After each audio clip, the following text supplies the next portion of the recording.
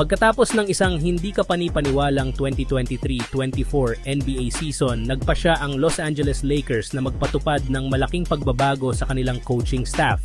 Nagsimula ang pagbabago sa pamamagitan ng pag-aalis kay head coach Darvin Ham matapos ang 2 taon sa prangkisa.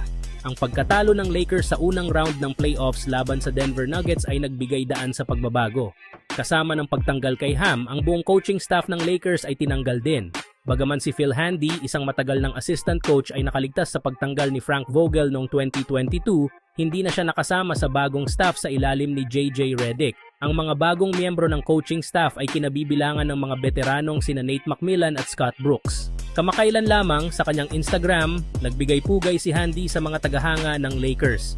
Bagaman wala pang agarang plano si Handy na mag-coach sa NBA, maaaring magbago ito kung siya ay makakatanggap ng alok mula sa ibang koponan. Samantala, sumang-ayon naman si Phil Handy sa pahayag ni Dwight Howard na si General Manager Rob Pelinka ang dapat sisihin sa pagkakahiwalay ng 2020 championship team na nagmumungkahi na maaring magpatuloy ang tagumpay ng Lakers kung hindi ito nangyari. Samantala, dito naman tayo sa ating sunod na pag-uusapan sa balitang nahanap na nga daw ng Los Angeles Lakers ang kanilang bagong center ayon nga mga tropa sa pinakahuling inalabas na balita ng NBA insider na si Shams Charania ng The Athletic. Mukhang nahanap na nga daw ng Lakers ang kanilang magiging bagong sentro sa katauhan ng 7-footer free agent na si Christian Coloco, na balak nang bumalik at maglarong muli sa loob ng NBA. Ayon pa nga dito mga tropa, isa na nga ang Lakers sa mga interesado at frontrunners sa pagkuha sa kanyang serbisyo kasama na ang mga teams ng Toronto Raptors, Los Angeles Clippers at San Antonio Spurs. Sa ngayon nga mga tropa ay hinihintay pa nga nito ang kanyang physical clearances sa NBA. Ngunit pwede na rin naman nga siyang pumirma agad ngayon sa kahit anumang kupunan. Para nga sa mga hindi nakakakilala, si Christian Coloco nga ay huling naglaro sa Toronto Raptors kung saan nag-average nga po siya dito ng 3.1 points at 2.9 rebounds per game sa kanyang 48% shooting.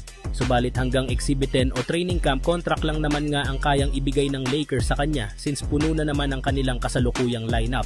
Sa kabilang banda, nilinaw nga ng mismo kampo ni Jonathan Kuninga na gusto nga niyang makakuha sa Warriors ng $44.8 million per year na magiging bagong extension.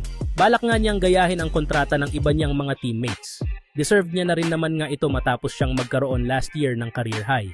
Ngunit ayon sa ibinulgar ng isang insider mula sa Golden State, hindi nga daw handa ang kanilang front office, ang kanilang buong prangkisa na bigyan siya ng max contract. Sa katunayan, hindi rin naman nga nila afford na papirmahin ito ng hinihingi niyang kontrata.